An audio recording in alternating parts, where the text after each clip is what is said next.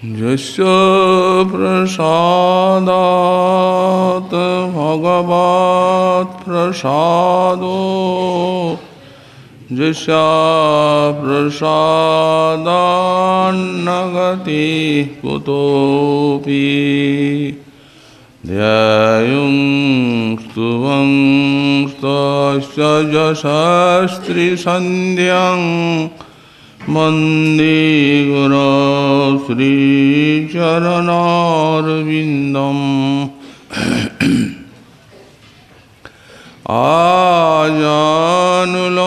आजानुलम्बितभुजौ कनकावदातो संकीर्तनैकपितरौ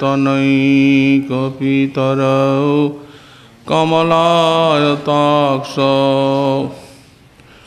विश्वाम्बरौ द्विजवरौ जुगधर्मपालौ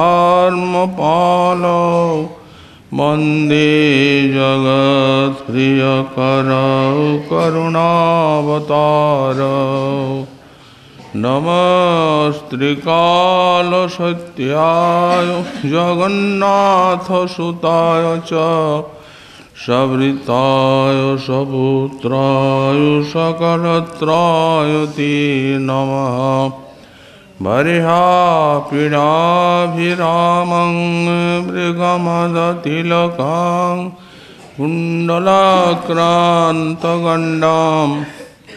पञ्चाक्षं कम्बुकण्ठं स्मितसुभगमुखं स्वाधुरीन्नष्टवीनुं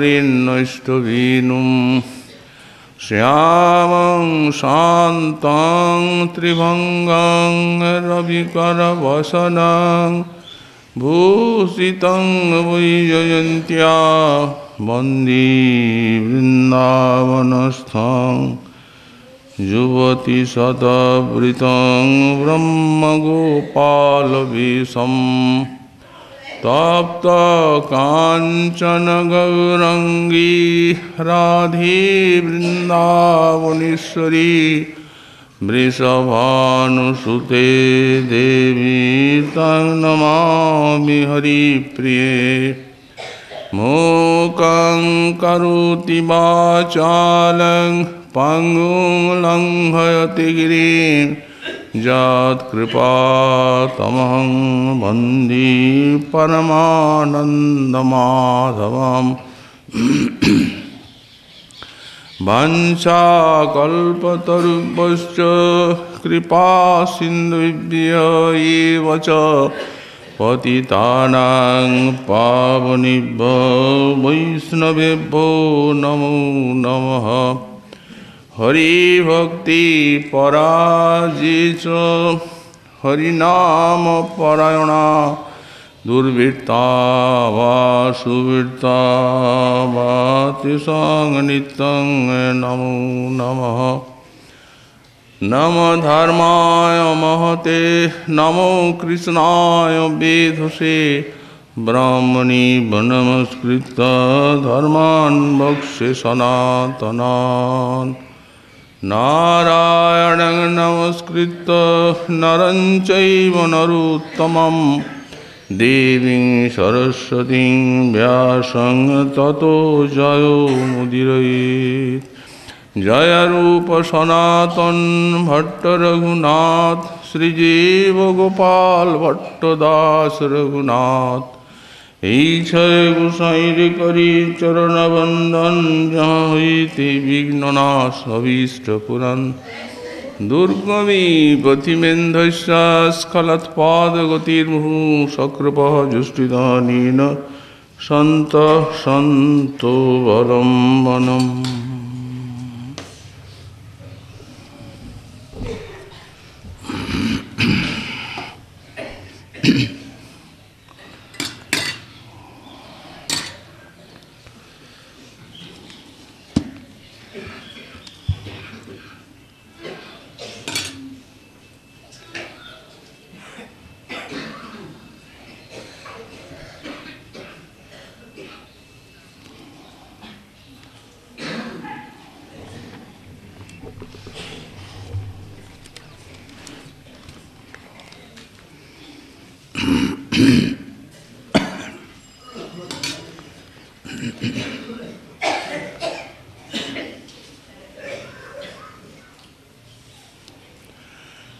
प्रातः पीतपटं कदा व्यपनयामन्यां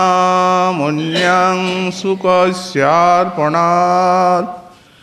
कुञ्जी विस्मृता कञ्चुकीमपि समानेतुं प्रधावामि वा भद्न्यां कवरिं युञ्जमि गलितां मुक्तावली मञ्जये नेत्री नागरी रङ्गकश्च पिदध्यामं व्रणं कदा।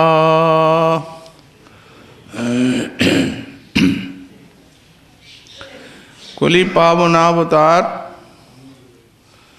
श्री श्री गौरांग महाप्रभु परम अंतरंग पार्षद परम पूज्यपाद श्री श्रीला प्रबोधानंद सरस्वती चरण तार श्री श्री राधारस सुधानिधि ग्रंथे 76 संख्यक श्लोके श्री अभीष्ट श्री श्री राधारानी श्रीचरण समीपे प्राणीर प्रार्थना ज्ञापन करते गए बोलें प्रातः पीतपटं कदा व्यापन्यामन्यां शुकस्यार्पणात् कुञ्जे विस्मृत कञ्चुकीमपि समानेतुं प्रधावामि वा बध्न्यां कबरीं जुञ्जमि गलितां मुक्तावलीमञ्जये नेत्रे नागरी रंगकश्च पिदाध्यामंगव्रणं वा कदा। ঈশ্বরীকে সম্বোধন করছেন, হে নাগরী, ক্রীড়ারস বিদগ্ধা, আমার এমন সৌভাগ্য কবে হবে যেদিন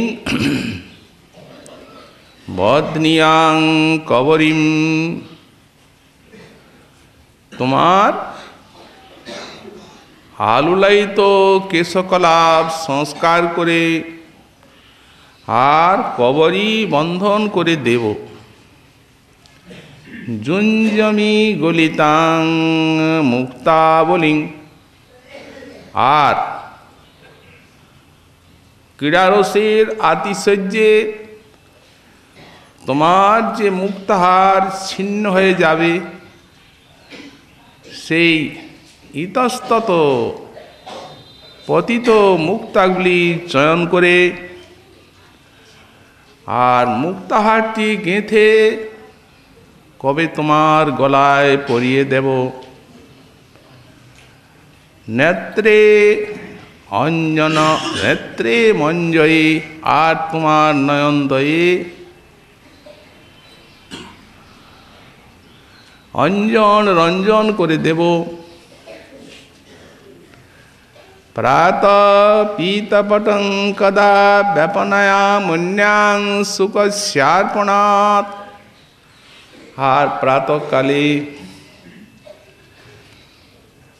কবে তোমার অঙ্গে পীতবাস দেখে আর সেটি অপসারণ করে তোমার নীলবাস নীলে উত্তরীয় তোমার অঙ্গে প্রদান করব। কুঞ্জে বিস্তৃত কাঞ্চুকিমপি সমানেতুং প্রধামামি বা, এবং তুমি যে কুঞ্জে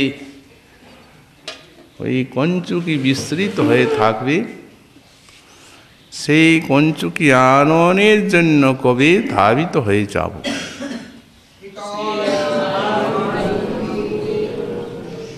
শ্রীপাদ গোস্বামী চরণ পূর্ব শ্লোকে শ্রী শ্রী রাধারানীর মাধুর্য দশকের আস্বাদন লাভ করেছেন সাধক দশায়, এবং প্রার্থনা করেছেন যে সাক্ষাৎ তোমার সেই মাধুর্যগুলি নয়নে দর্শন করার কোনো সৌভাগ্য নেই। অতএব তোমার কৃপায় অন্তত আমার হৃদয়ে ধ্যানে তোমার মাধুর্যগুলি উদিত হোক, এই প্রার্থনা। এই মাধুর্যটি ইষ্টদেবের একটা গুণ।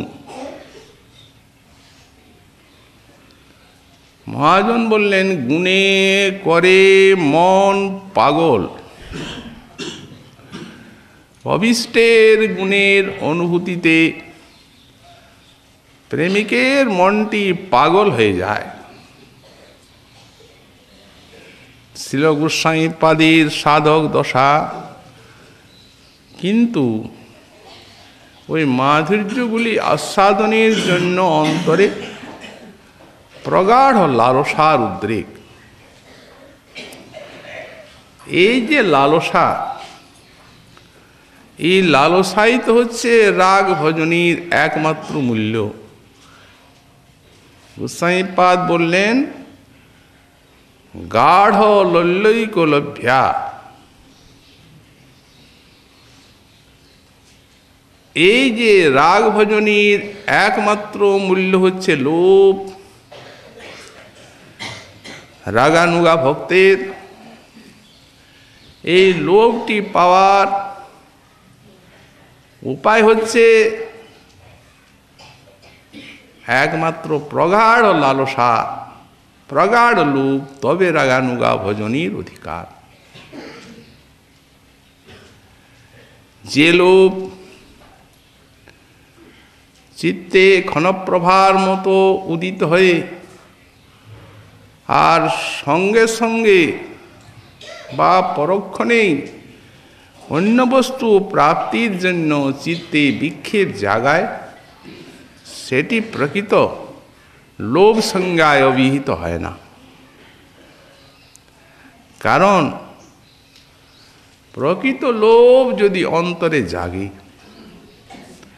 তাহলে যতক্ষণ পর্যন্ত না সেই লোভনীয় বস্তুর সন্ধান পাওয়া যায়, ততক্ষণ পর্যন্ত লুব্ধ ব্যক্তি কিছুতেই স্থির হতে পারে না। এই তো প্রকৃত লোভের লক্ষণ। লোভ তো দূরে থাক, গোস্বামীপাদ বললেন যে যদি শাস্ত্রীয় শ্রদ্ধার উদ্রেক হয়, তাহলে সতত ভজনী একটা মনোরম অধ্যবসায় দেখা দেবেই।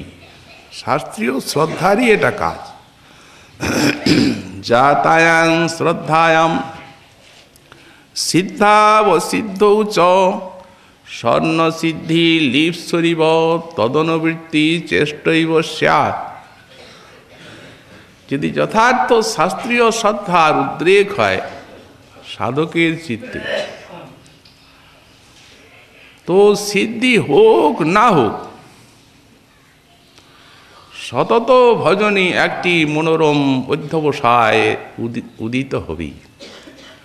এখানে সিদ্ধি কি? গোস্বামীপাদ বললেন সিদ্ধি ছাত্র কামাদি দোষক্ষয়কারী পরমানন্দ পরাকাষ্ঠাগামী শ্রীহরি স্ফুরণ রূপৈব জ্ঞা। সিদ্ধি মানে এখানে কামাদি দোষক্ষয়কারী, অন্তরের কামনা বাসনা যে দোষ আছে, সেই দোষগুলিকে নাশ করে আর যখন পরমানন্দ পরাকাষ্ঠাগামী, যখন আনন্দের পরাকাষ্ঠার উদ্রেক হবে, তখনই জানা যাবে যে সিদ্ধি এলো, যেটি হরিস্ফুরণ বলা হয়, মানে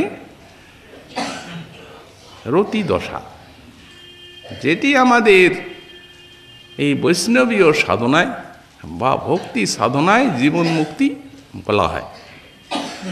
তো রতি আসুক না আসুক, ওই অধ্যবসায়টা লেগে থাকবে। কেউ যদি বলেন গোস্বামীপাদ শ্রদ্ধার পরেই রতির গান গেয়ে দিলেন, অথচ রূপ গোস্বামীপাদ লিখেছেন শ্রদ্ধা, সাধুসঙ্গ, ভজন ক্রিয়া, অনর্থ নিবৃত্তি, নিষ্ঠা, রুচি, আসক্তি, তবে রতি। সে তো অনেক দূরে। অথচ ইনি এই শ্রদ্ধা বলতে গিয়েই বললেন সিদ্ধি হোক না হোক। বাস্তবিক জিনিসটা তাই। যদি নিরপরাধ চিত্ত থাকে,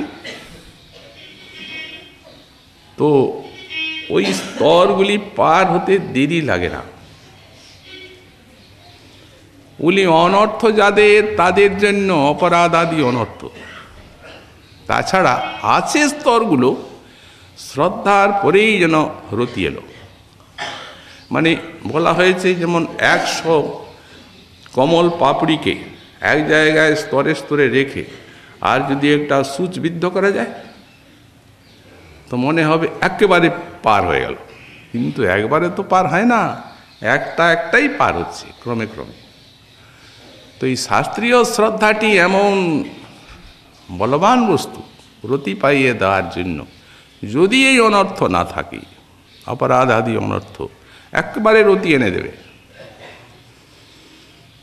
এই জন্যই ওই কথা বলা হয়েছে, হরিস্ফুরণ রূপৈব জ্ঞেয়া। তো সুতরাং লোভের তো কোথায় নেই। এখন এই লোভটি কিভাবে পাওয়া যায়, যেটি রাগানুগা ভোজনের মূল্য? আমাদের রামানন্দ রায় তো ওই কথাই বললেন, কৃষ্ণরস ভাবিতামতি ক্রিয়তাং যদি কুতোপি লভ্যতে তত্র লৈল্যমপি মূল্যমিকলম জন্মকোটির সুকৃতর ন লভ্যতে। কৃষ্ণরস ভাবিতামতি কিনে নিন, যদি কোথাও কিনতে পাওয়া যায়। কোথায় কিনতে পাওয়া যায় সেই স্থানটা বললেন না, যদি কোথাও কিনতে পাওয়া যায়। তবে হ্যাঁ, মূল্যটা বলে দিলেন, লোভ হচ্ছে তার মূল্য। কিন্তু এই লোভ অতিশয় দুর্লভ, কোটি জন্মের পুণ্যও পাওয়া যায় না। তো কোথায় পাওয়া যায় সেও বললেন না, আর কোন জায়গায় কিনতে পাওয়া যায় সেই স্থানেরও সন্ধান দিলেন না। কিন্তু আমাদের শ্রীপাদ গোস্বামী চরণ এত করুণাময়, উনি খুলে সব বলে দিলেন।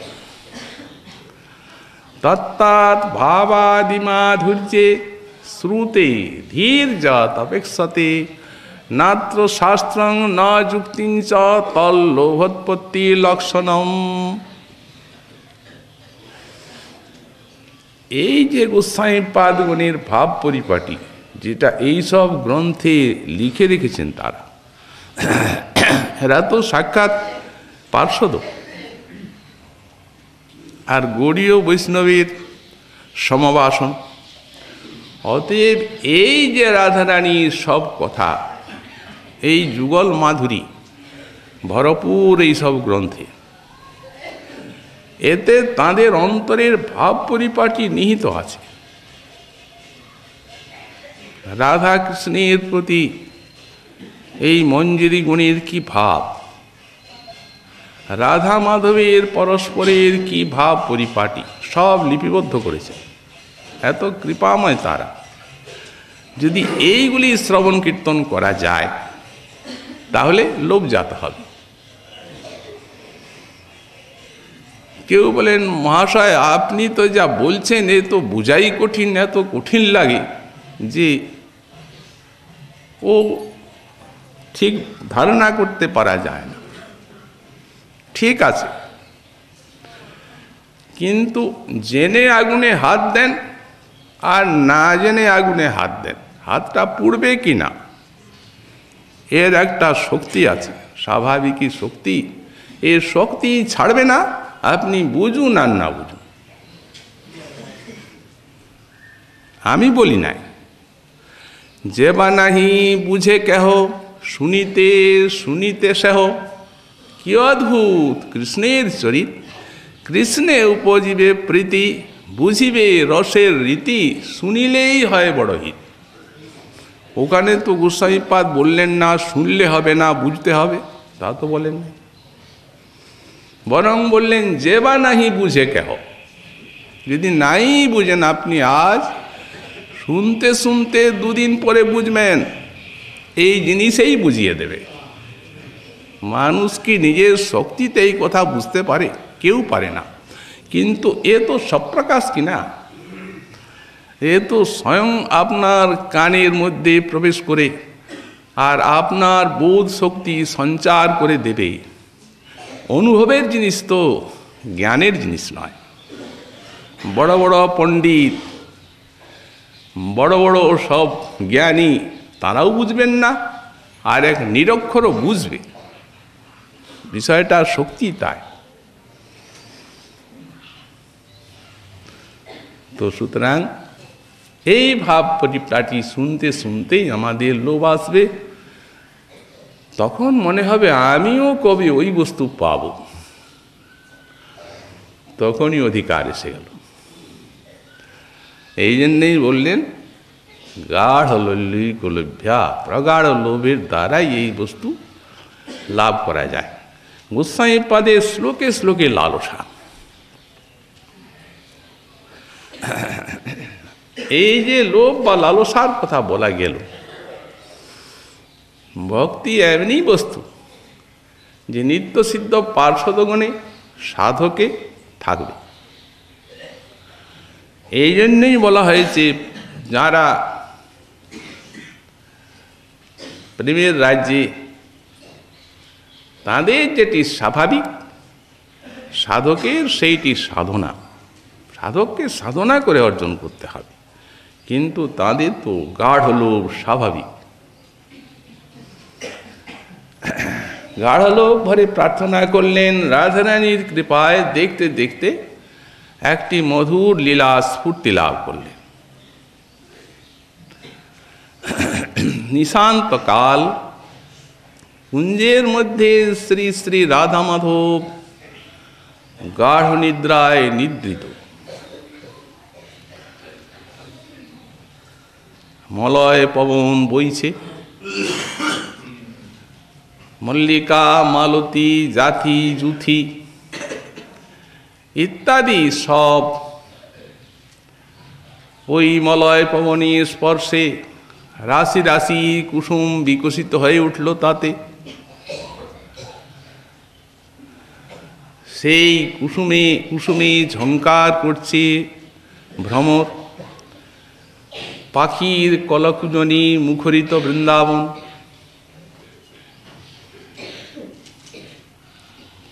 কিঙ্করীগণ যারা সেবিকা,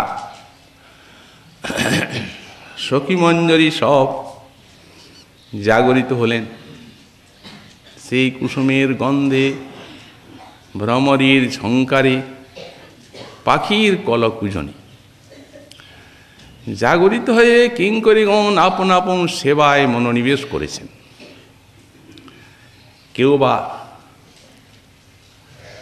সুবর্ণ ঝাড়িতে সুবাসিত জল, সেখানে সোনার ডাবর রাখছেন রাধা মাধবীর মুখ প্রক্ষালনের জন্য। কেউ বা আঙ্গুর বেদানার রস নিষ্কাশন করে আর মধুর অমৃত সমান পানক তৈরি করে রাখছেন। কেউ বা চন্দন, কেশর, কুমকুম, কস্তুরী এসব ঘর্ষণ করে আর মণির পাটিতে সব রাখছেন রাধা মাধবীর শৃঙ্গারের জন্য। কোনো কিঙ্করী বা বিবিধ শৃঙ্গারের সামগ্রী সঞ্চয় করে যথাস্থানে রাখছেন। কেউ বা স্বর্ণবর্ণ তাম্বুল পত্রের সরস মধুর তাম্বুল বিটিকা রচনা করে আর মণিময় তাম্বুল পত্রের ভিতরে সরস করে রাখছেন। কি পরিপাটি সেবা! এরা তো সেবারসের মূর্তি, সেবা দিয়ে গড়া এদের স্বরূপ। সেবা ছাড়া আর কিছুই জানেন না। রাধারানীর কৃপাতে তেমনি কিঙ্করীদের মধ্যে অভাবনীয় একটা সেবার যোগ্যতা, এটা কৃপাই শিক্ষা দেয়। ঈশ্বরীর মনে কি চায়, ঈশ্বরী বোঝার আগে এরা বুঝেন। ঈশ্বরী হয়তো পরে বুঝবেন। পরে বুঝবেন কেন? কিঙ্করী সেবার সরঞ্জাম স্থির করেছে, তখন রাধারানীর মনে সেই সেবার কথা উদিত হল। উনি তো সতত প্রেম সিন্ধুতে সাঁতার কাটছেন কিনা মনটা, গোবিন্দ মাধুরীতে সতত নিমগ্ন হয়ে আছে তাঁর চিত্তমন বুদ্ধি। সেটিরও মনোযোগ আকর্ষণ করেন এরা। এই দেখুন, এখানে নাগরী বলে সম্বোধন করছেন। সেদিন এই কুঞ্জলীলাতে, নিশান্ত লীলায় আমাদের গোস্বামীপাদ কিঙ্করী রূপে যে কয়েকটি সেবা লাভ করেছেন রাধা মাধবের, সেই সেবাগুলি এখানে উল্লেখ করেছেন। সম্বোধন করছেন হে নাগরী। সম্বোধনের ভিতরে ওই রাধারানীকে সচেতন করছেন। ওই যে মনটা ডুবে আছে।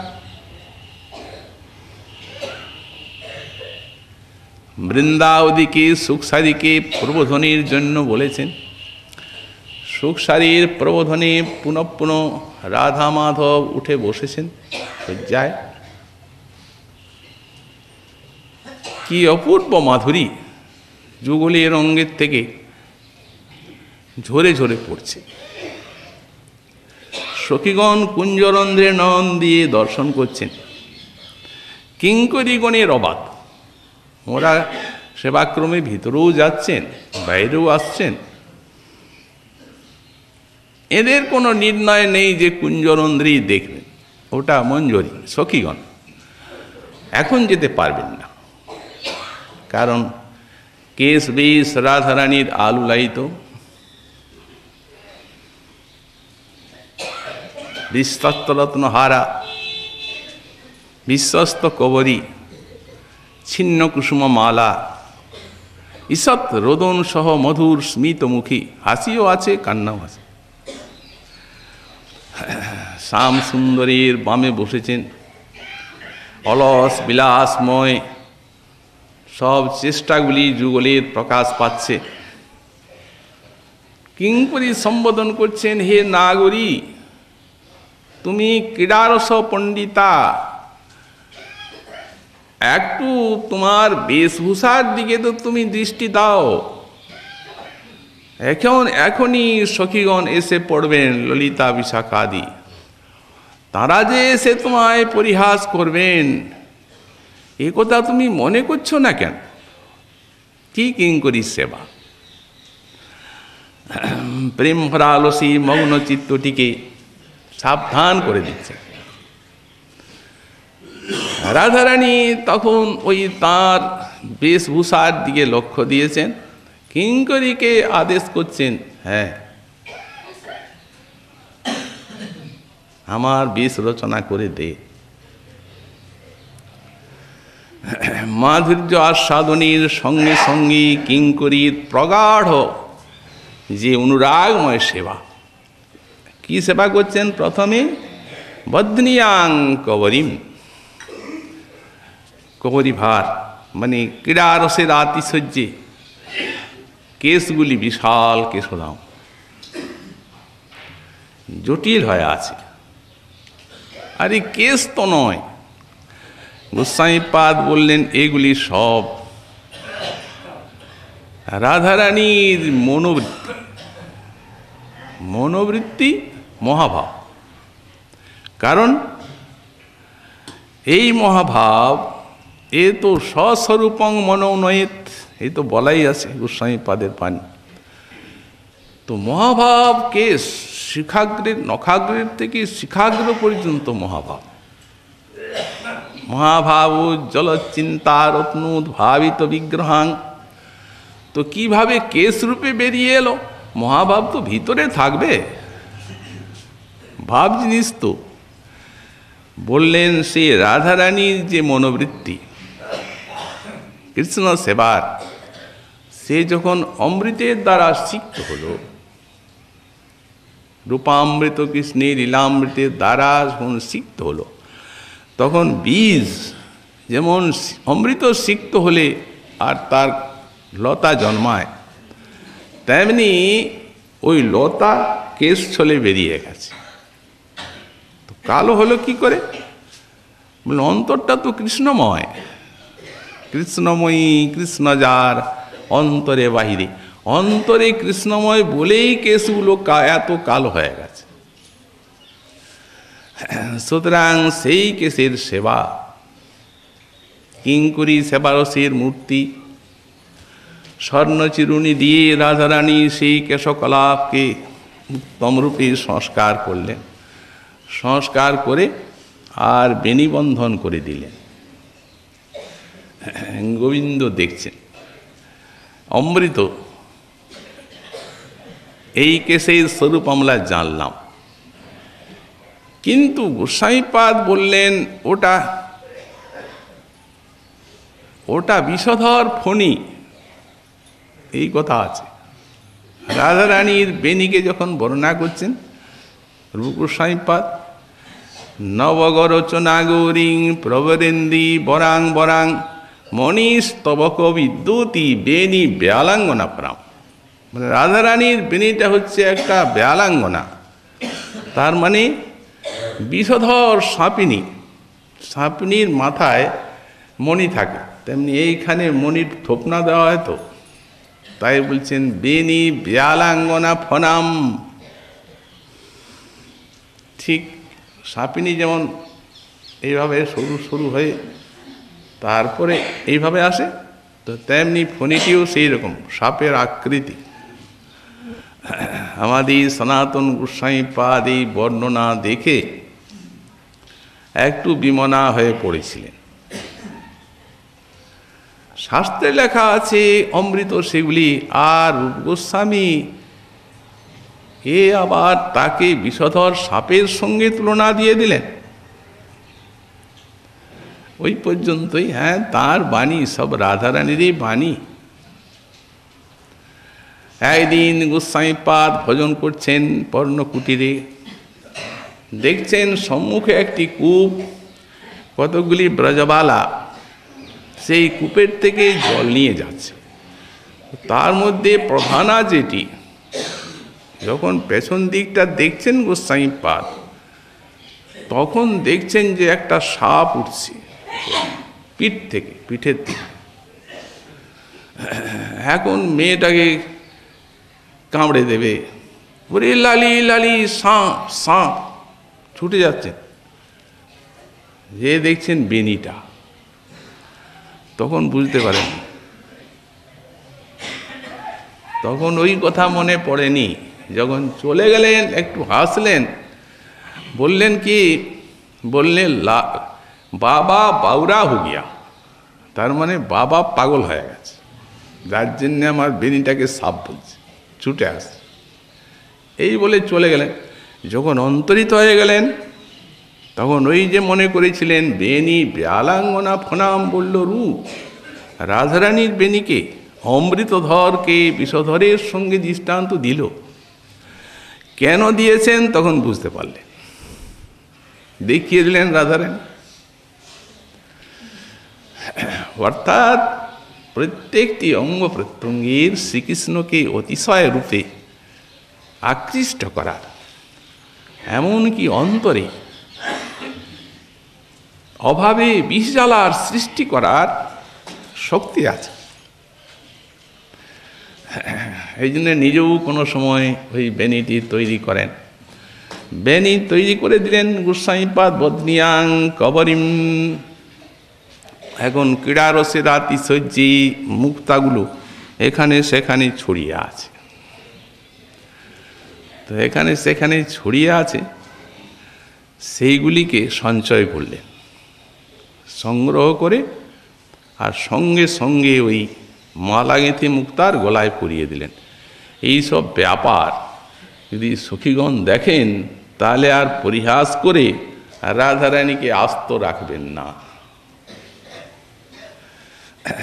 তো সুতরাং নাগরী বলে সম্বোধন করে তাকে এই বিষয়ে মনটিকে আকর্ষণ করে আর নিখুঁতভাবে সেবাটি করছেন। গলিতাং মুক্তা বলিম জুঞ্জমি, ওই ছিন্ন বিচ্ছিন্ন মুক্তাগুলিকে চয়ন করে আর মালা গেঁথে পরিয়ে দিলেন। নয়নের কজ্জল মুছে গেছে, ক্রীড়ারাতি সজ্জি, নেত্রে অঞ্জয়ে নয়নী কজ্জল দিয়ে দিলেন। কুঞ্জের ভিতরে এই কয়টি সেবা পেয়েছেন। আবার যে অন্যান্য সেবা আছে, জল দান, তাম্বুল দান, এটি তো অন্যান্য সমস্ত কিঙ্করীগণ সবই সেবারসের মূর্তি, সব বিভাগ করে সমস্ত সেবা করেন। সাধক ও ভাবনার মধ্যে সেইখানে সেবাটি পেতে হবে, অন্তত এখন চিন্তায়।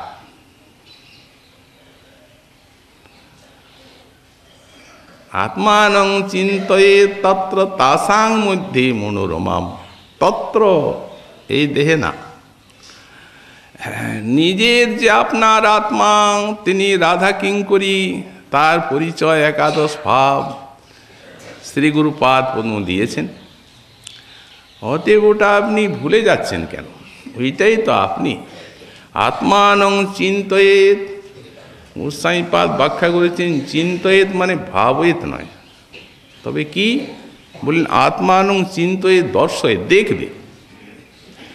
সেই প্রকার হস্তপদ যুক্ত যে মঞ্জরি স্বরূপটা, যেটা আমাদের নির্ণীত হয়ে আছে, শ্রী গুরুদেব জানিয়ে দিয়েছেন, কিন্তু ওটা তো তার কোনো কল্পনা নাই। ওটা যখনই মঞ্জরি স্বরূপের তিনি চিন্তা করেন, ধ্যান করেন, তখনই সেটি সেইখানে যে স্বরূপ বিদ্যমান আছে তা সমষ্টি গুরুর দ্বারা এই ব্যষ্টি গুরুতে এসে প্রকাশ পায়। তা বৈদ্যুতিক শক্তির মতো তো লাগানো আছে সমষ্টি গুরু অ্যান্ড ব্যষ্টি গুরুতে সংযোগ, সেইখানের থেকে এসে প্রকাশ পায়। কল্পনার এখানে কোনো ব্যাপার নেই। যদি কেউ বলেন কল্পনায়, তাহলে আর গুরু শক্তিকে মানা হল না। শ্রীগুরু যে সাক্ষাৎ ভগবানের একটা প্রকাশ এবং এই ভক্তরূপ, তার দুটি সমন্বয়ে শাস্ত্রে বলা হচ্ছে, এটিতে তো বিশ্বাস রাখা যায়। তো কল্পনা মানে গুরু শক্তিও কল্পনা এসে যাবে। অতএব আত্মানং চিন্তয়ে তত্র, তত্র মানে সেই কুঞ্জে নিজেকে ভাবুন। রূপে গুণে ডগমগী আমি সদা হব অনুরাগী, বসতি করিব সখীর মাঝ। সেই তাদের মধ্যে থেকে আর সাক্ষাৎভাবে সেবাটা করতে হবে। কোনো মতে লীলাগুলি চিন্তা করে আর আজকার মতন ভজন শেষ হয়ে গেল মুখস্থ করে, মুখস্থের জিনিস নয়। কারণ প্রথমেই যখন বলা হয়েছে রাগানুগা ভক্তি লোক, এ তো আর বিধিভক্তি নয় যে কোনো রূপে শেষ করে দিলেই খালাস, তা তো না। প্রত্যেকটি জিনিসের আস্বাদন আত্মার কাছে পৌঁছে দিতে হবে, তবে তো সাধনা।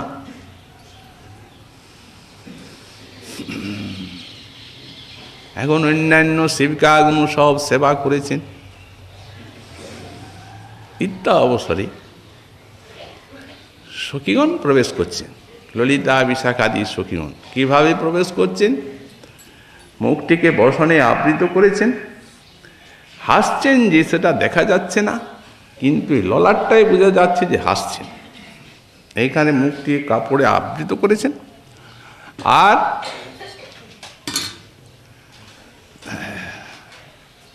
অঙ্গটি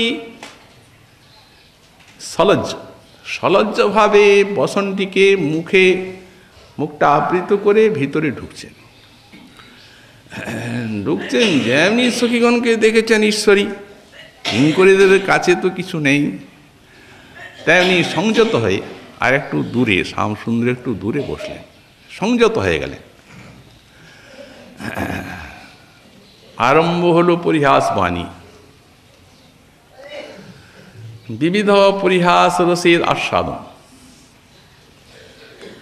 আমাদের সখীকে তুমি কি করে দিলে?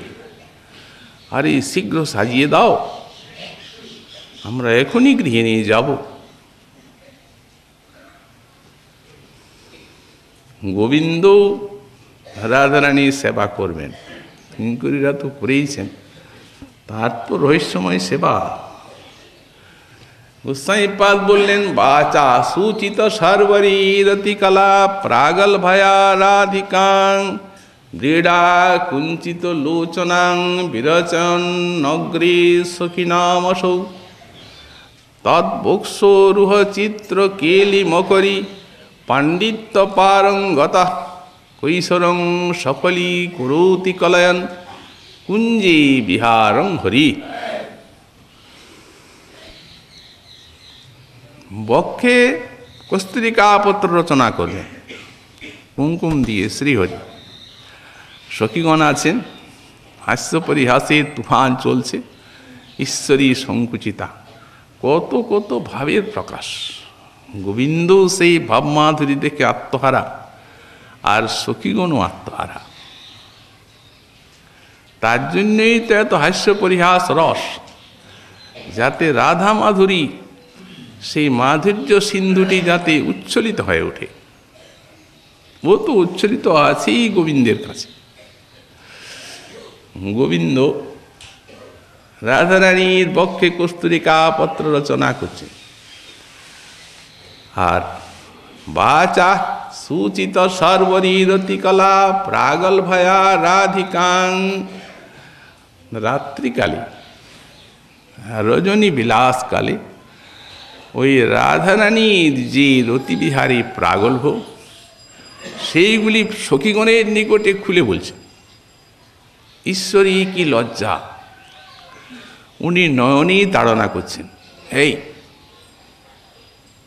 আন্না আন্না কথা বলছেন না, নেত্রী নয়ন কথা বলছে, কি করছো আন্না আন্না। উনি ভ্রুক্ষেপ নাই বলেই যাচ্ছে। জীড়া কুঞ্চিত লোচনা, রাধারানীকে লজ্জায় আকুঞ্চিত নেত্র করছেন। সেই বিশাল আকর্ণ বিশ্রান্ত নয়ন যুগল লজ্জায় কি সুশোভন তার মাধুর্য। ক্রীড়া কুঞ্চিত লোচনাং বিরচন অগ্রে সখিনামসু হরি আছেন আর সখীগণ আছেন। কিঙ্করীগণ তো আত্মস্বরূপের মতো, তাদের কাছে কোনো ব্যাপার নেই। সখীগণের কাছে তো লজ্জা সংকোচ আছে।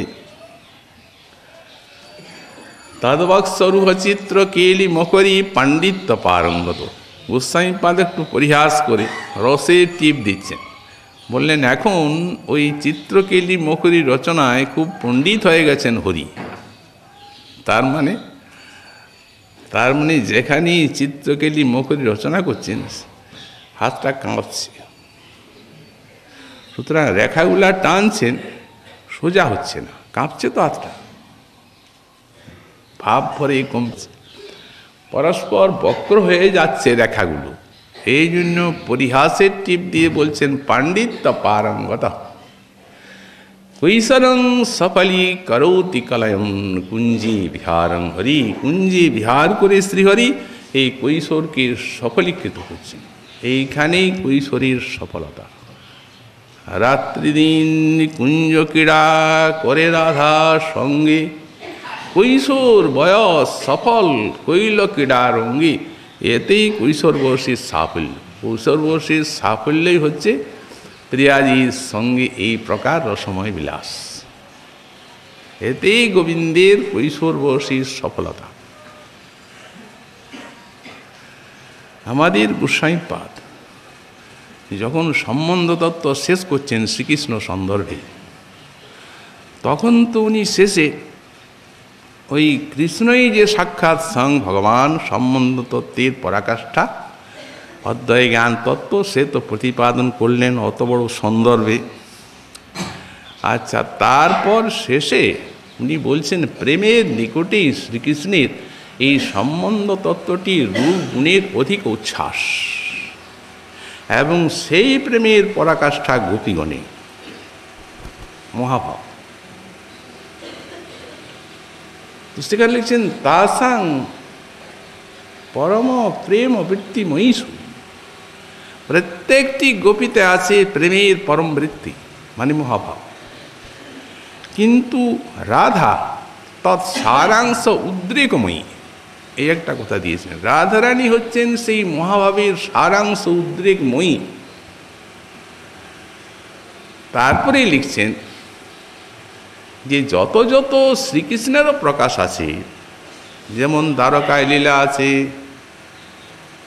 সেটা একটা প্রকাশ ব্রজেন্দ্র নন্দনের। মথুরায় লীলা আছে, দ্বারকানাথ, মথুরানাথ। কিন্তু এই যে ব্রজনাথ আছেন, বললেন সবগুলি চমৎকার হলো চন্দ্রানন্দময় প্রকাশ শ্রীকৃষ্ণ প্রকাশেপি। শ্রীকৃষ্ণ প্রকাশও পরমাদ্ভুত, অতি অদ্ভুত এই বৃন্দাবন প্রকাশটি। এই বৃন্দাবন প্রকাশ বলতে মাধুর্যময় লীলা এখানে, এখানে ঐশ্বর্যের কোনো ছোঁয়াচ নেই। এই জন্য এখানে প্রেমিক গণের সঙ্গেই তো তার লীলা। ওতে দাস্য, সখ্য, বাৎসল্য ইত্যাদি সব লীলাতেই এটি চমৎকার করো, চমৎকার করো শ্রী বৃন্দাবন প্রকাশ এপি। এই বৃন্দাবন প্রকাশ মাধুর্যময় লীলা বলে সব চমৎকার কর। কিন্তু শেষে বলছেন পরমাদ্ভুত প্রকাশ রাধা যুগলিস্তু শ্রীকৃষ্ণ ইতি। কিন্তু এই যে রাধা কৃষ্ণ এইটি পরমাদ্ভুত প্রকাশ, এইটাই চরম। এইখানে সম্বন্ধ তত্ত্বের শেষ করে দেয়। এবং রাধা মাধব যে আমাদের উপাস্য, এই উপাস্যকে স্থির করলেন সেখানে গৌড়ীয় বৈষ্ণবের চরম, এবং তাঁদের মাধুর্যের ইঙ্গিত দিয়ে আর সম্বন্ধ তত্ত্ব সমাপ্ত করলেন। সেই গৌর শ্যাম রুচ জলাভিরমলই রাখনু বিলাসবৈ নিত্যন্তি রসে সমাদন কলা বৈদগ্ধিগ্ধাত্মভি অনন্য প্রিয়তা সুধা পরিমল স্তমন মদাভি সদা রাধা মাধব মাধুরীভিরভিত চিত্তং মমাক্রম্যতাম। গোস্বামীপাদ বলছেন রাধা মাধব মাধুরী এই যে গৌড়ীয় বৈষ্ণবের চরম উপাস্য, আমার চিত্তটিকে আক্রমণ করুন। এই আক্রমণ শব্দ দিয়ে আর উনি জানাতে চাচ্ছেন যে সেই রাধা মাধব মাধুরী তিনি তো সপ্রকাশ। আমি যে আমার হৃদয়ে সেই রাধা মাধব মাধুরীকে ধ্যান করে আর রাখবো এইরূপ ক্ষমতা তো আমার নাই। অতএব সেই রাধা সপ্রকাশ রাধা মাধব মাধুরী আমার চিত্তটিকে আক্রমণ করুন। আক্রমতাং শব্দ দিয়েছে। যেমন কোনো একটা ডাকাত আক্রমণ করে কাউকে, যখন আক্রমণ করে তখন ইচ্ছা না থাকলেও কেড়ে নেয়। তেমনি আমার ইচ্ছা তো থাকবে না যে সবসময় আমি রাধা মাধব মাধুরীকে চিন্তা করি। অতএব উনি কেড়ে নেন আমার চিত্তটাকে। এই জন্যে আক্রম্যতাম এই শব্দ দিয়েছেন এখানে। কেমন সেই রাধা মাধব মাধুরী, ওই যে বাচা সূচিত সর্বরী শ্লোকটা উল্লেখ করেই এই কথা। কেমন সেই রাধা মাধব মাধুরী গৌর শ্যাম রুচ জলাভি, গৌর এবং শ্যাম কান্তির দ্বারা উজ্জ্বল। স্বামীর গৌরকান্তি শ্যাম কান্তি উজ্জ্বল কান্তি সেই ঢলঢল রাধারানীর স্বর্ণকান্তির ভিতরে প্রবিষ্ট হচ্ছে, আর রাধারানীর উজ্জ্বল স্বর্ণকান্তি সেই শ্যামকান্তির ভিতরে প্রবিষ্ট হচ্ছে। এই গৌর শ্যাম রুচিতে উভয় উজ্জ্বল। যদি অন্য জায়গায় রাধারানী থাকেন, অন্য জায়গায় শ্রীকৃষ্ণ থাকেন, তো গোবিন্দ হলেন শ্যাম আর রাধারানী হলেন গৌরী, স্বর্ণগৌরী। কিন্তু এক জায়গায় যদি থাকেন, স্থানে স্থানে যদি নিবসতা তো তদা গৌর নীল। আর এক স্থানে যদি নিবসত, এক জায়গায় যদি থাকেন তুল্যভাস বিভাত, তখন একই, এর কান্তি ওর মধ্যে যাচ্ছে, ওর কান্তি। তো এমন মাধুরী সেই কান্তির, গৌর শ্যাম রুচি মানে কান্তির দ্বারা উজ্জ্বল। অমলই রত্ন বিলাসোৎসবই নিত্যন্তিভি, অমল নয়ন বিলাসীর দ্বারা যেমন মাধুরী নৃত্য করছে, নাচছে মাধুরী। তার মানে রাধানীয় নয়নে গোবিন্দের মাধুরী লেহন করছেন। কত শত কিলকিঞ্চিত উত্তমিত ইত্যাদি ভাব প্রকাশিত হচ্ছে নয়নদ্বারে, আর গোবিন্দ সেই মধুর নয়না রাধার মাধুরী ওই নয়ন চোষকে লেহন করছে, যেন যুগল মাধুরী নাচছে। অমলই রত্ন বিলাসই নিত্যন্তিভি অশেষ সমাদন কলা বৈদগ্ধ দিগ্ধাত্মভি।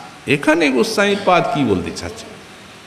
এই যে অশেষ মাদন কলা বৈদগ্ধি, এই যে মাদন কলা বৈদগ্ধি, এটা আর কিছু নয়, এটা তো যুগল এক স্থানে আছেন, বসে আছেন তো, কিন্তু সেই মিলনের মধ্যে সহস্র সহস্র বিপ্লম্ব জাগছে।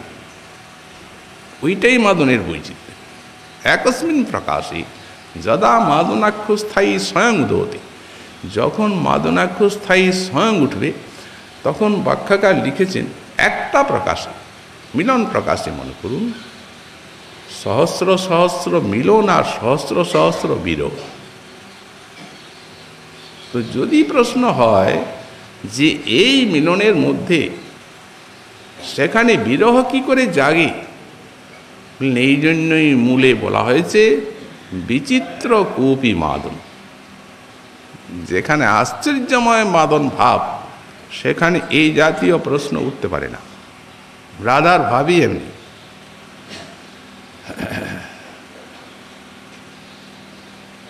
হারাই হারাই ভাব এখনই চলে যাবে, এখনই তো চলে যেতে হবে।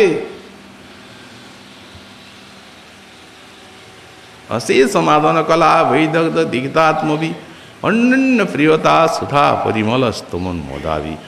পারস্পরিক প্রিয়তারু সুধা পরিমলের দ্বারা চর্চিত রাধা মাধব মাধুরী। তার মানে নায়ক নায়িকা যেন কোনো সুগন্ধিত চূর্ণ গায়ে মাখেন, তো এদের সুগন্ধিত চূর্ণ হচ্ছে অন্যান্য প্রিয়তা, এটাই এদের গায়ের সুগন্ধিত চূর্ণ।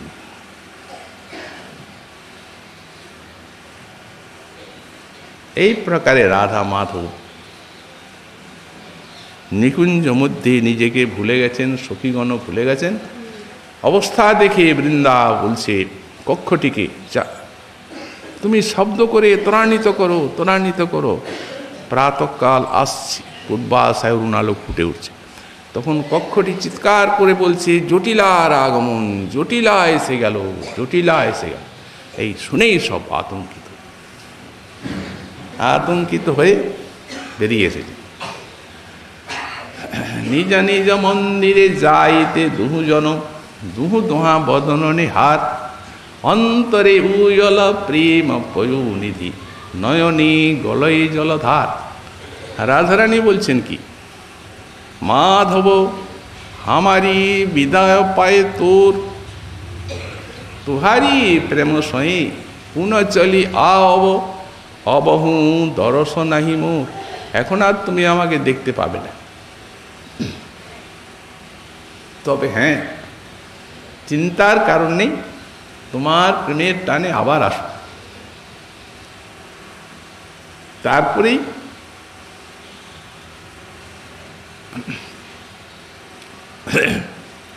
কাতরে দুহুমুখ হেরাইতে দুজন, উছলল প্রেম তরঙ্গ। মূরছিত রাই মূরছি পড়ু মাধব, কবে হব তা করো সঙ্গ। মূর্ছিত হয়ে গেলেন, রাধারানীও মূর্ছিত, শ্যামও মূর্ছিত। সুখীগণের কি বিপদ। ললিতা সুমুখী সুমুখী করি ফুকরত, রায় করে আগর আর সহচরী কানু কানু করি ফুকরত। সবার ঢরকত নয়ন লুর, সবাই কাঁদছে। অতি কষ্টে সংজ্ঞা আনয়ন করলেন রাধা মাধবীর সখীগণ। তারপরে যাচ্ছে, দুজনেই কাতরে উভয়ের দিকে তাকাচ্ছেন আর কাঁদছেন। হেরোইতে হেরোইতে হেরোই না পায়, নয়নক লো রহি বসন ভিগায়। অশ্রুনীরে বসন ভিজে যাচ্ছে। রাধারানী কিছু দূর যেতে যেতে মনে হয়েছে, ওহো কুঞ্চুলিকাটা তো নাই, কুঞ্জে ফেলে এসেছি। সখী আছেন চারদিকে, বলার তো কোনো উপায়, আস্ত রাখবে না সখী পরিহাস করে। তখন শ্রীপাদ কিঙ্করী রূপে আছেন ছায়ার মতো, তাকে ইঙ্গিত করছেন যা কাঁচুলিটা নিয়ে আয়। উনি সেইভাবে অতি সন্তর্পণে, যেমন কেউ জানতে না পারে, কুঞ্জে বিস্মৃত কঞ্চুকিং অপি সমানে তুং প্রধামামি বা, ছুটে যাচ্ছেন হাওয়ার বেগে। যে সেই কঞ্চুলি কুঞ্জে পড়ে আছে সেইটি নিলেন শয্যায়, আবার ছুটে এলেন। সখীগণও জানতে পারলেন না, এমনি সেবার পরিপাটি। আর সবার অগোচরে রাধারানীকে পরিয়ে দিলেন। কি আনন্দ ঈশ্বরীর। তারপরে চলে গেলেন গৃহে, চরণ ধৌত করে কিঙ্করী কেশের দ্বারা মুছে রাধারানী তাঁর সেই নিজস্ব শয্যায় শয়ন করলেন। পাদ সম্বাহনাদির দ্বারা কিঙ্করী তাঁর নিদ্রা আকর্ষণ করলেন।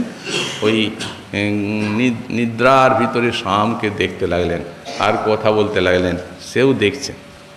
কিঙ্করীগণ গাঢ়ভাবে সারা রাত নেচেছেন, গেয়েছেন, আর এত পরিশ্রম, ঘুমিয়ে আছেন। মুখরা আসছেন প্রাতকালে, নপ্ত্রী নপ্ত্রী রাধে রাধে, ওঠো ওঠো, এখনো ঘুমিয়ে আছো? বেলা হলো, আজ যে রবিবার, সূর্য পূজা করতে যাবে না? বিশাখা উনি উঠেছেন, সখী ওঠো ওঠো ওঠো ওঠো। রাধারানী সেই মুখরার ডাকে, চিৎকারে, আর সেই বিশাখার ডাকে উঠে বসেছেন। মুখরা বলছেন, বিশাখে এ কি? আরে এই যে পিত বসনটা তোমার সখীর অঙ্গে দেখছি, এটা কাল সন্ধ্যার সময় আমি গোবিন্দের গায়ে দেখেছি। সেইটা তোমার সখীর গায়ে দেখতে পাচ্ছি। ওহো, অকলঙ্ক কুলোৎপন্নাগুণীর কি ব্যবহার, কি ব্যবহার! মুখরা তিরস্কার করছে। তিরস্কার নয়, মুখরার যে ভাবটা সেটা আরেকটা। ভিতরে আছে রাধার মাধবের মিলন, কিন্তু বাইরে তিরস্কার করেন, সাবধান করে দেন যে এইটা যদি জটিলা দেখতো তাহলে কি সর্বনাশটা, সাবধান করে দিচ্ছে। এখন যেমনি বিশাখা দেখেছেন সর্বনাশ, তাই তো তেমনি কিঙ্করী রূপে ছায়ার মতো আছেন গোস্বামীপাদ। ঝটিতিস ওটাকে সরিয়ে দিয়ে যখন বিশাখা বলছেন প্রত্যুৎপন্নমতিত্ব, বলছেন বৃদ্ধে তুমি কি বলছো? ওই তো সখীর গায়ে নীলবাস শোভা পাচ্ছে। আরে তুমি তো দেখতে পাও না মোটে। যখন আমার সখীর গায়ে রুদ্রটা পড়ে না, তখন তার সব পিতবর্ণ দেখা যায় অঙ্গের ছটায়, ওতে তার নীলবাসটাই তো পিতবর্ণ দেখা যায়। ওই মুখরার সঙ্গে কথাবার্তা যখন হচ্ছে তখন বদলে পিতবাস দিয়ে নীলবাস দিয়ে দিই, পিতবাসটা টেনে নীলবাস দিয়ে দিয়ে দেখো। মুখরা দেখছেন, ও তাই তো। লজ্জিতা হয়ে গেলেন মুখরা, আর কিছু বলতে পারলেন না। আমার অনেক কাজ যায় যায়, চলে গেলেন। তারপরে সখীগণ সঙ্গে অতি রহস্যময় হাস্য পরিহাস রসের আস্বাদন হলো। দেখতে দেখতে গোস্বামী পাদের সেই লীলাস্ফুরণ এটি বিরাম হয়ে গেল। স্ফূর্তির বিরামী হাহাকার করে উঠলেন, হা রাধে, কদা মানে কখন আমি তোমার এই সেবাগুলি পাবো? কৃপা করে সেবার রাজ্যে নিয়ে যাও। কান্তে কান্তে শ্রীপাদ গোস্বামী চরণ তিনি সাধক দশায় পরবর্তী শ্লোকে একটি অপূর্ব রাধা মহিমা উদ্গার করেছেন। শ্রীমন মহাপ্রভুর কৃপা হলে আগামীকাল আবার সেই শ্লোকের ব্যাখ্যা আমরা সাধন করব। আজকে আমাদের রাধা রস কথার এইখানেই বিশ্রাম।